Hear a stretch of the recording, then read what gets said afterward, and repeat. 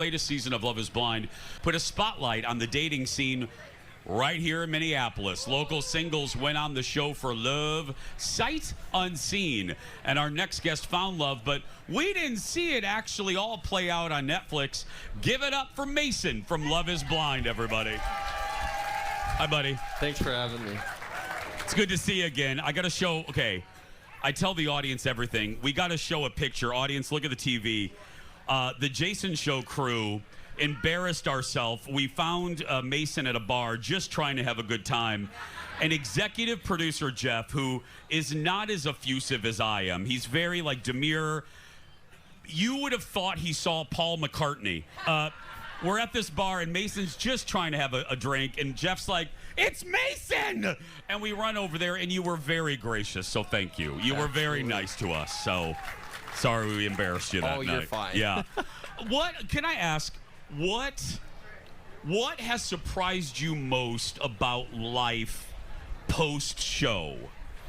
Just being recognized. It's pretty crazy just having people come up and, act like who they you are. Yeah, or at least they act like they do based on what they saw on TV. And yeah, just the word of like, I feel like I know who you are. It's crazy. How have you handled the fact that people are in, not only do they know who you are, but they're really up in your business? What's your strategy for dealing with that when you're just like that night? You're just out and about, or you're at Lund's and Byerly's or Cub, and people are up in your business. How do you handle that? It's honestly been great.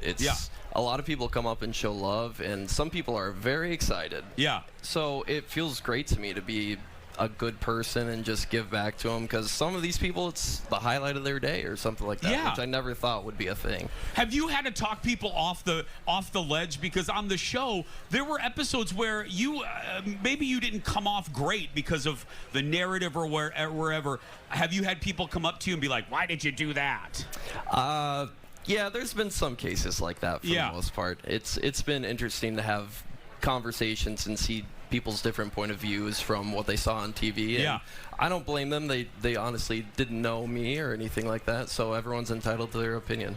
I got to tell you, you said something similar when we met you at the bar, and I said, that's a really great way to handle it, because you can't fight it.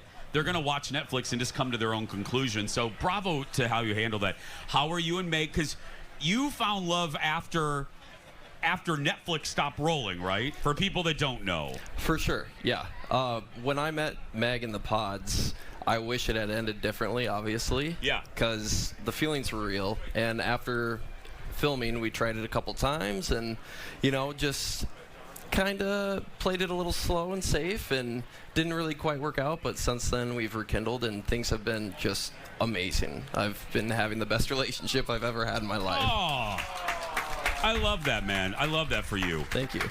Is it when people see you out? This is when you're with Meg. Do people just freak out like when you two are together? It's pretty fun when we're together. Because there's a level when it's just you, but when they see you two together. Exactly. We both get individual, like, oh, that looks like Mason. Oh, that looks like Meg. But when we're together, people really connect the dots, and it's a lot of fun. Do you ever? Look, I have cameras around all the time, but I'm doing a show that, with a is it ever comfortable, man, having a camera basically in your face as you're doing like intimate things and talking about really personal crap?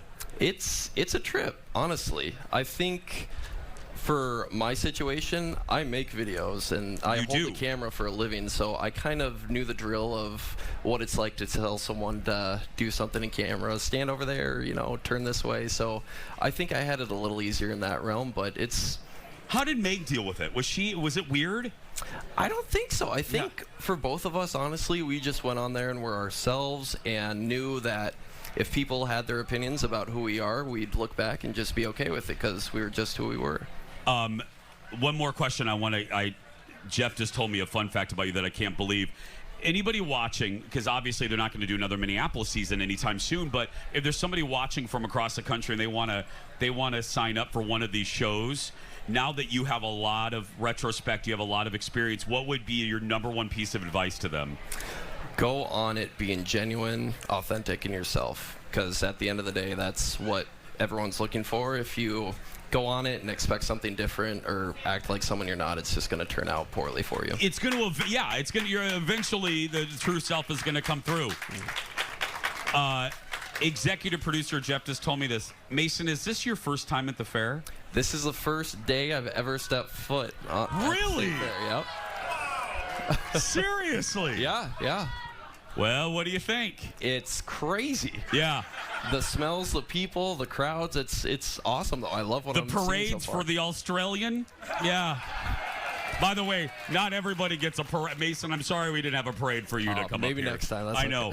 What I want to ask, because I asked you this in the bar, and I was so happy for you because I always mention my buddy Kat Perkins, who was on The Voice. And I said Kat Perkins is a great example of how to take a possible fleeting moment of fame and turn it into a lasting career.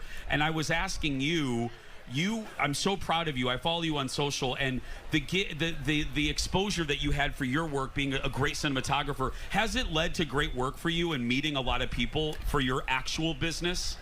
It's been busy. I mean, I was busy before the show, making videos and stuff, but it's been amazing in the sense that I've connected with some of my heroes and idols, just like reaching out. You know, my wife watched the show. I can't believe I saw a skater, cinematographer. So it's been amazing. It's been awesome because I have a little bit more clients that I'm making content for, and yeah, it's just been a blessing, the whole experience. I got to tell you, you've been a really great guy, and I've enjoyed getting to know you, and I'm so proud of what you've used this experience and turned it into. So thanks, buddy, for coming on. Have fun at the fair.